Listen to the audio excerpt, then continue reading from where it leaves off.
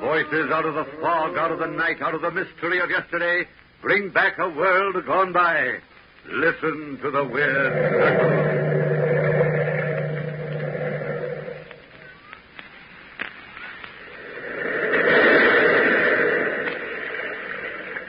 The Weird Circle. In this cave, by the restless sea, we are met to call from out the past stories strange and weird. Bellkeeper, toll the bell, so all may know we are gathered again in the Weird Circle.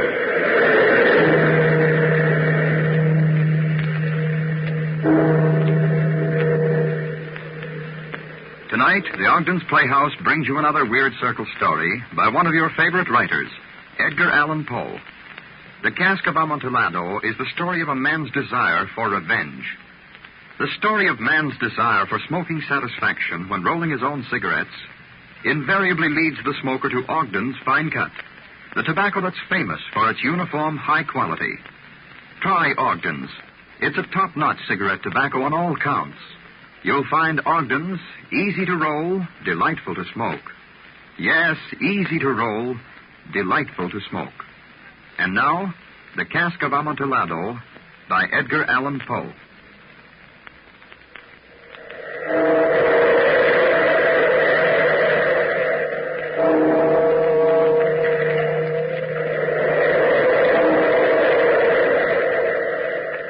Out of the past, phantoms of a world gone by, speak again the immortal tale, The Cask of Amontillado.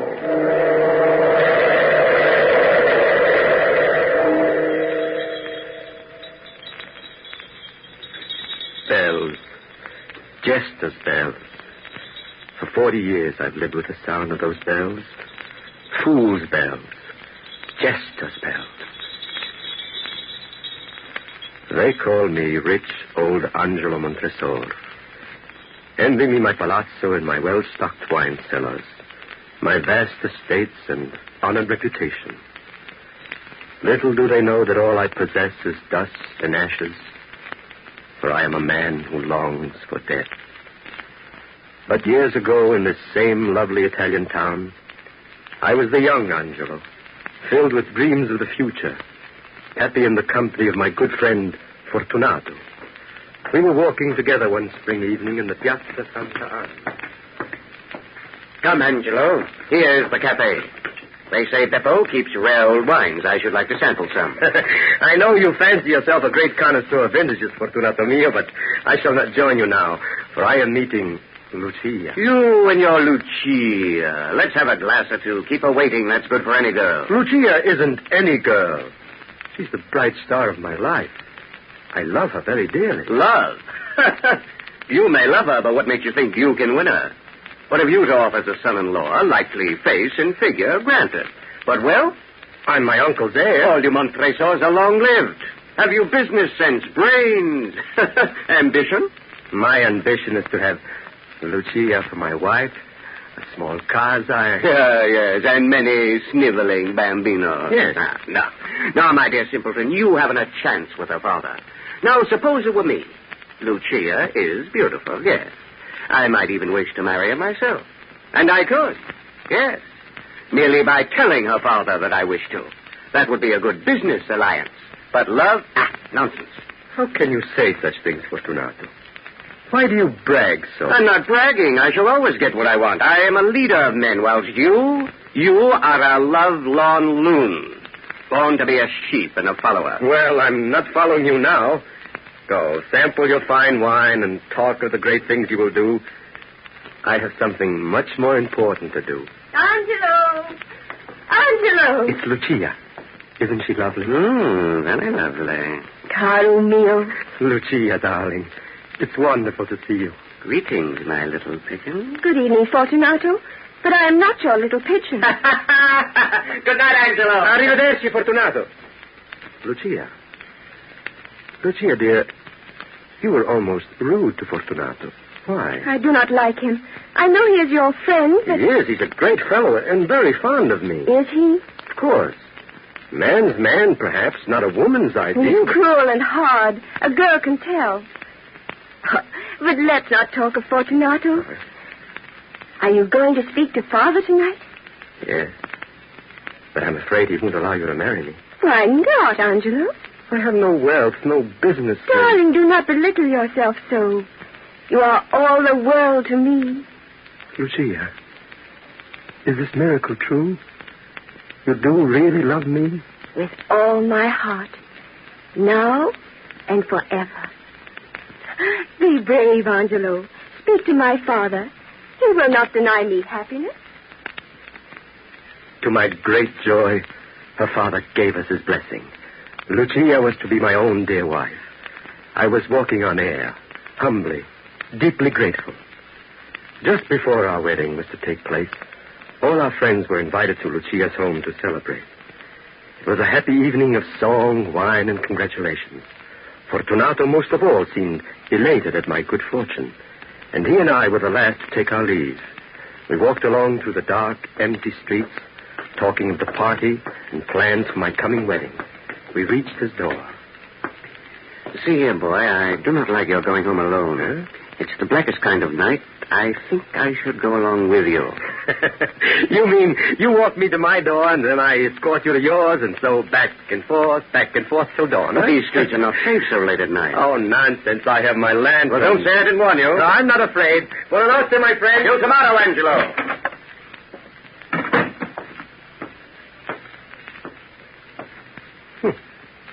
That's funny. Fortunato's worrying over me. It is pretty dark. What's that? I keep imagining I hear things. Someone is following me. Who's there? That's him. Grab him. What do you want? Oh, you fool, Rufio. Don't let this lantern shine in your face like that. Smack it. Help! I've got his hands. Get the help! Keep him quiet, Rufio. But don't kill him. They don't pay for corpses. Just a gentle tap. It's limp as a rag in my arm. Now, take his feet and hurry. We must get away from here. I regained my senses and awoke to a misery of mental and physical anguish. I had no way of knowing where I was. The hot sun was beating down as I lay with other human wretches in the scuppers of a filthy ship. Running through my aching head was the name Rufio, and the picture of that scarred, cruel face glaring in the last glow of my lantern. I had been sold into slavery. I'm Angelo Montresor, lashed and beaten on endless marches over burning sands, and on into the barren mountains, where in our misery and pain we were put to hard labor in the stone quarries. I'll not forget those endless years. The ache in my heart for my beloved Lucia, my longing for my native land, and above all, the haunting hate I bore for the man Rufio. I swore I'd find him, if not on this earth, then in an even worse hell than the one to which he had condemned me. And then one day, a miracle happened. I escaped. Starving and nearly dead from exhaustion, I reached a small seacoast village. There I begged crusts. Yes, begged in the streets for soldi to buy my passage on some vessel bound for Italy. See here, my son. Look up here. Allah, Allah! Arms! Arms for the love of... Let me look at you. Benedetto Cielo. My language.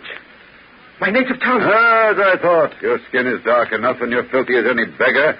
But those eyes of yours tell me that once you had another god than Allah. Come, man, speak. Are you not a countryman of mine? Si, signore. And I hope to return to my homeland as I hope for heaven. You are not fleeing justice. I'm seeking justice for the foulest treachery. Now, let that wait. You can tell me your story later.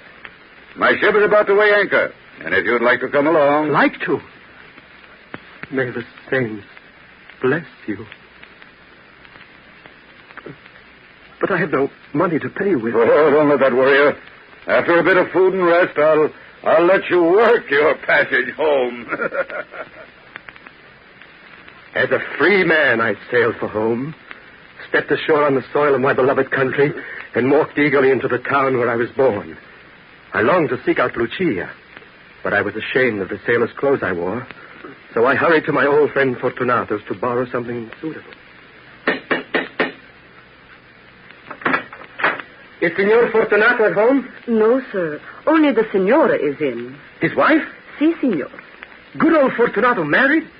Why, this is wonderful news.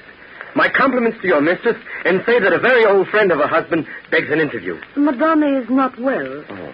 But I shall ask if she will see you. Come in, Signora. Thank you. I shall wait here. Signora. I heard every word, Anna. Leave us. Quickly. Angelo. Angelo. Lucia. Angelo, my love. Oh, is it really you? Let me touch you. Let me look at your dear face. Oh, my Lucia. Oh. How I've longed to hold you close in my arms. But now you and Fortunato... Angelo, it was my father's wish that I marry Fortunato. When they told me that you were dead, I died too. I became a thing with no heart, without any will. Oh, Lucia. Fortunato was your friend. I thought it would bring you nearer because we could talk of you. But it has never allowed me to mention your name. Oh, Angelo, he is so cruel. Fortunato? Cruel to you? Oh, my darling. What shall we do? I love you so. And I have loved only you. And always shall. But, Angelo, there's something I must beg of you. Implore you to do. Lucia, beloved, what is it? When Fortunato comes, if he seems rude to me, say nothing. Do nothing. It would only make him more cruel. Oh, there he is. He must not know that I have told you. Act, Angelo. Act for my sake. We must seem carefree and gay. Carefree and gay. Fortunato, come in here.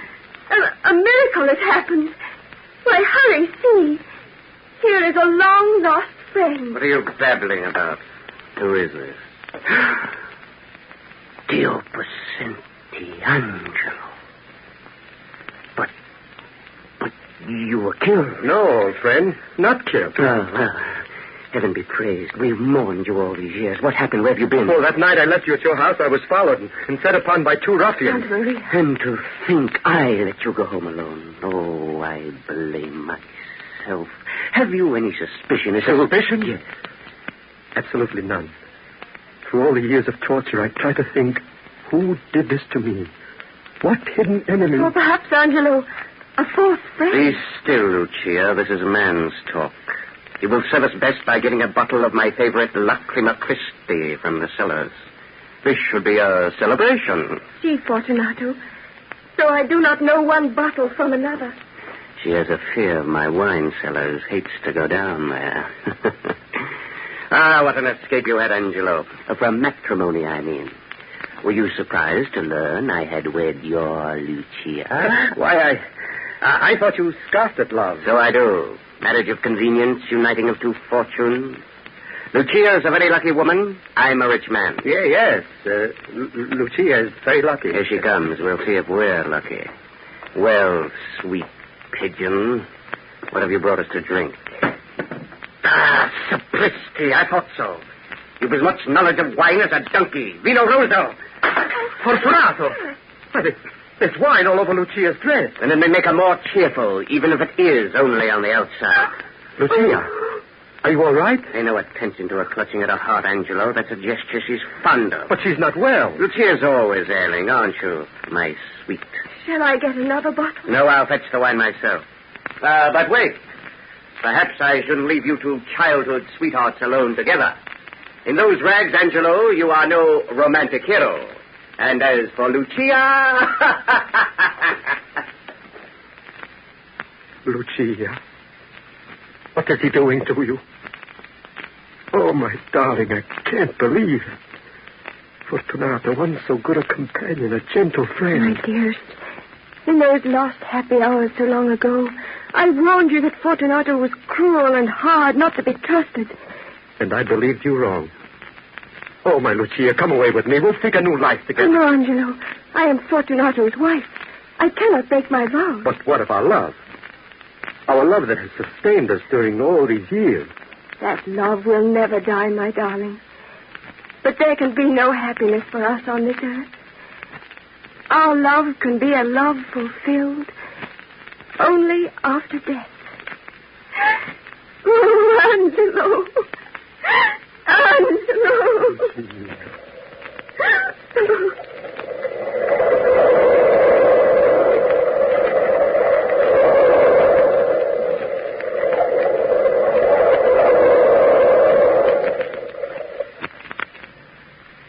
Stories of false friends and intrigue are as old as time itself.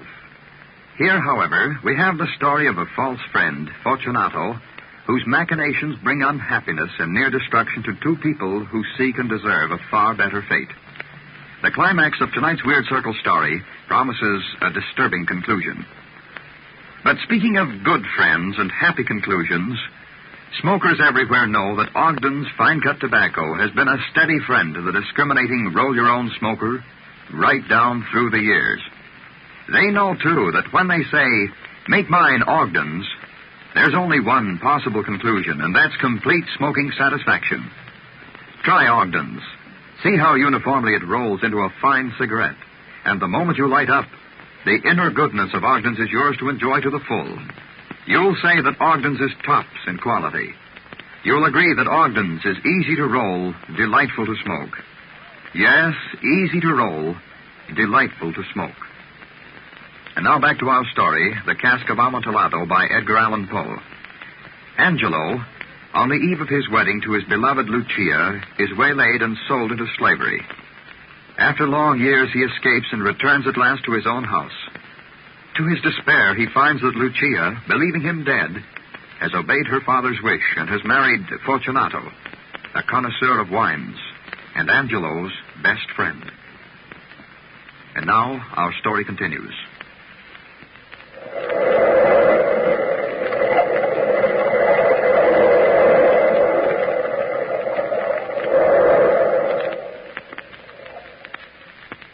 I hardly know how I left Fortunato's house that day, nor remember how I took up my lonely life. My uncle had died, and I was now the owner of the Montresor fortunes. Months passed. Fortunato and I met, of course. I was unable to understand his treatment of Lucia, but I didn't blame him for my tragedy. He had thought me dead.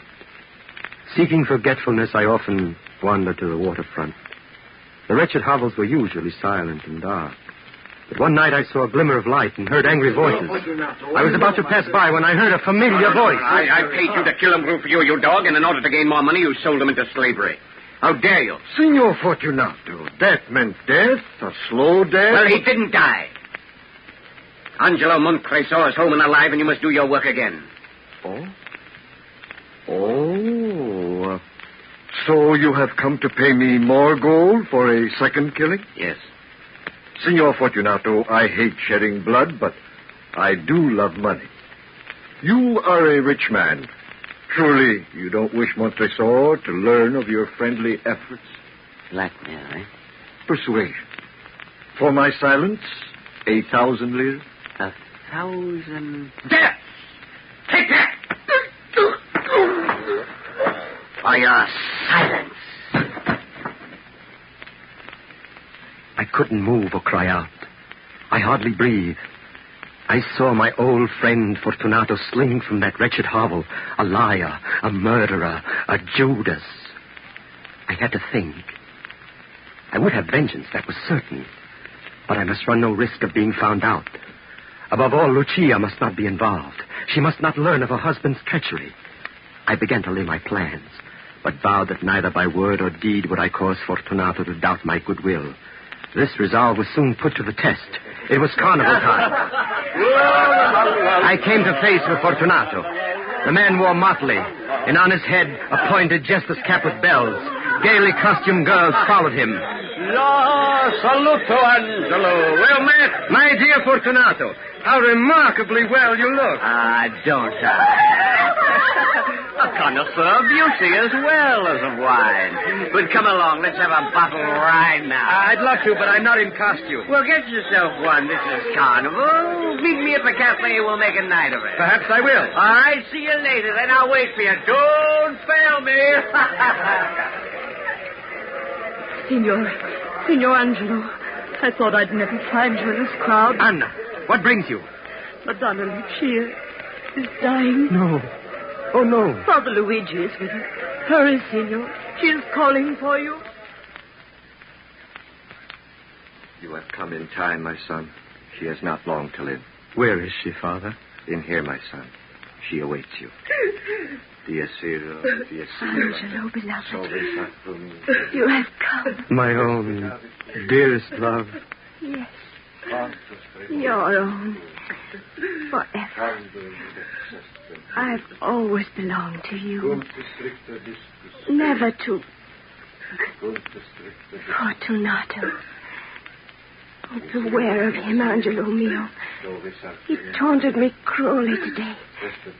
Boasted that it was he who had paid to have you murdered. I know, Lucia mia. Don't try to talk. I know it all. Just lie here in my arms and remember our great love. There. But Angelo, I beg you, do nothing against Fortunato. It would only bring harm to you. Beloved, nothing matters but you. Angelo, kiss me. Our last. You, my love. Lucia.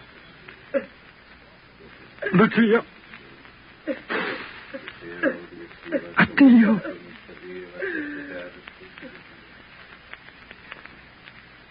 Lucia died in my arms, and my heart died with her. But my mind was keen. At last I was determined that the plan I had made would be carried out. Now, tonight, the carnival was at the height of its madness, and I knew where to find Fortunato. Providing myself with a mask and domino to avoid recognition, I pushed my way through the revelers. Fortunato! Luco! It is I, Angelo! I didn't know you in that gay disguise. What's the secret? Where can I find Lucchese? Lucchese, why? Well, some time ago I ordered a cask of Amontillado. That nectar of the gods. And when I got home just now, I found that it had been delivered. You jest. In the middle of the carnival? Yes. And I was silly enough to pay the full Amontillado price. I was afraid of losing a bargain. Lucchese cannot tell Amontillado from Chianti. I am the man to tell you whether you've a bargain or not. Where is this precious cask? In the dungeons of my house. My secret cellar. To the secret cellars, then. Lead on. You're making me thirsty. Oh, no, my friend, no. I can't impose on you. Now, Lucchese... Nonsense. No, Fortunato, be sensible. You have a severe cold, and remember, my vaults are damp. My cold? Amontillado. That will cure my cough. Let me judge it for you. Come. Taking 2 torches from the wall, I gave one to Fortunato and bowed him through suites of rooms to the archway leading to the vaults. Down long, winding stairs, we stood at length on the wet earth of the Montresor catacombs. Fortunato's step was a bit unsteady, for he had tasted much wine, and his bells jingled as he walked. The cask. Where is this cask? Oh, much further on, beyond these newer coffins. Oh, it's cold here. We'd best go back. Your health is precious, and you are a man of importance. I cannot be responsible for your illness. Enough. I shall not die of a cough. True. I do not mean that you should. But stop a moment. Here in these bins is wine. A drink of this Chateau Lafitte will drive out the dance. Here you are. Break off the neck and warm yourself. Fair bacco. A cheerful spot for a drink with all these coffins and bones, eh? I drink to the buried that repose around us. And I drink with you to your long life. These vaults of yours are enormous. Yes. We're below the riverbed now. Beyond these casks and coffins are the inmost recesses of the catacomb. I can wait no longer. Where is this Amontillado? In there? Through that grill door, an iron door? Looks like a dungeon. So it is. It's the dungeon where the old Montresors kept their precious captives, and where now I keep my most precious vintages. I can hardly see my torch burn so dimly. Oh, that's just because the air is foul in here. But look, there's the great cask. I'll hold your torch. There. Here's a flagon. Go in and sample it to your heart's content. At last, the Amontillado. I have not tasted it in years.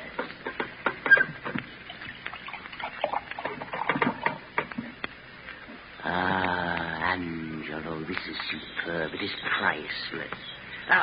But bring the torches. Where are you? Here! Outside the door! Angelo, what are you doing? A very good joke indeed. An excellent joke. We'll have a good laugh about it back at the cafe.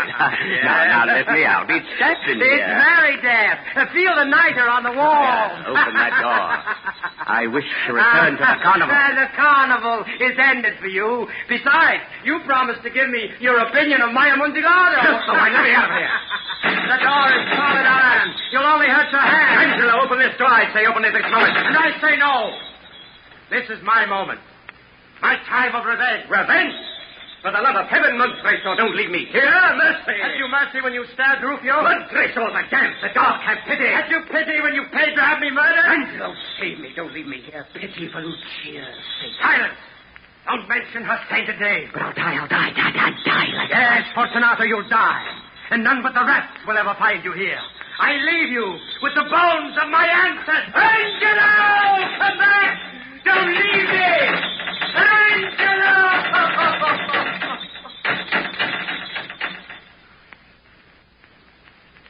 The hideous tinkle of those jester bells.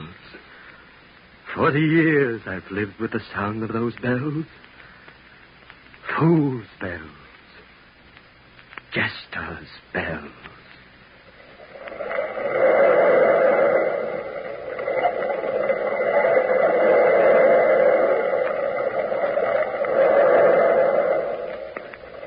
From the time-worn pages of the past, we have brought you the immortal tale, A Cask of Amontillado. Bellkeeper, toll the bell.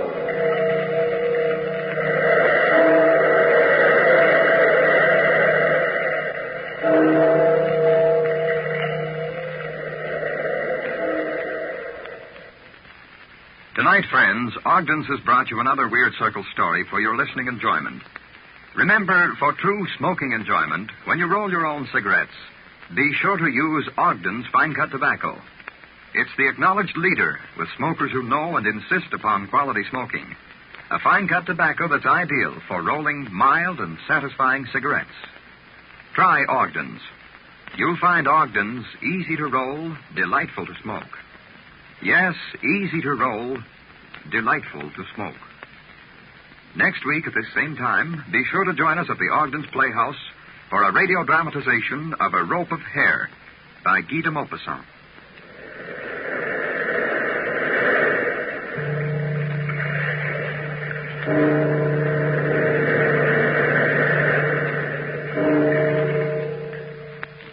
If you smoke a pipe, try Ogden's Cut Plug. It's a pipe tobacco you'll really enjoy.